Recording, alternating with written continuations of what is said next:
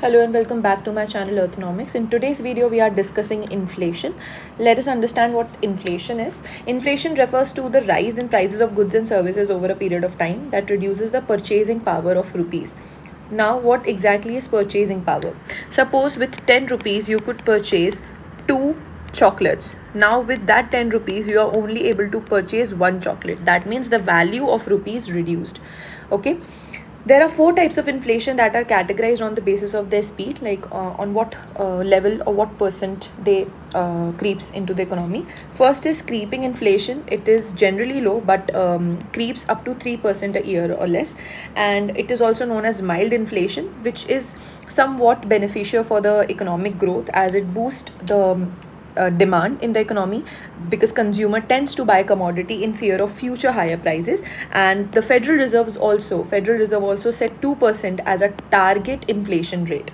Next is walking inflation, generally between 3 to 10%. It is destructive in nature as people start buying excessively due to the fear of higher prices, and suppliers cannot keep up with the demand, due to which common goods are priced out of the reach of the people. Hyperinflation, when prices get skyrocketed around 50% a month. This you see in case of food inflation generally.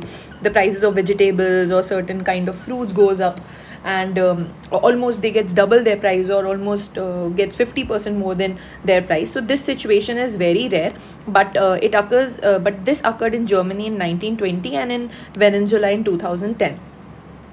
Next is galloping inflation, around 10%, causes haphazard in the economy. Sorry about the spelling.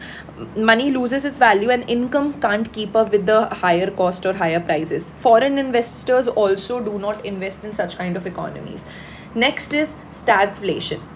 Now, stagflation refers to the situation when economic growth or economy's growth becomes stagnant but prices keeps on rising. Growth is stagnant but prices are constantly rising. Next is core inflation.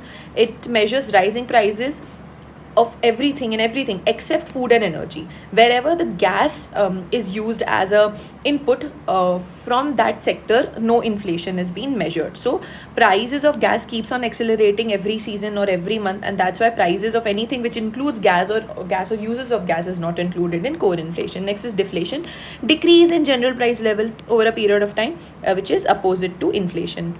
Next is disinflation, situation where rate of inflation slows down temporarily. There is a difference between disinflation and deflation. The difference is disinflation occurs when the rate is falling around 5 to 3%. Okay, so if it's falling less than that, will be considered as deflation, but if it's around 5 to 3%, it will be disinflation. So yeah, this is all about types of inflation, and I hope it got cleared. And if you liked the video, please subscribe to the channel, and thanks for watching.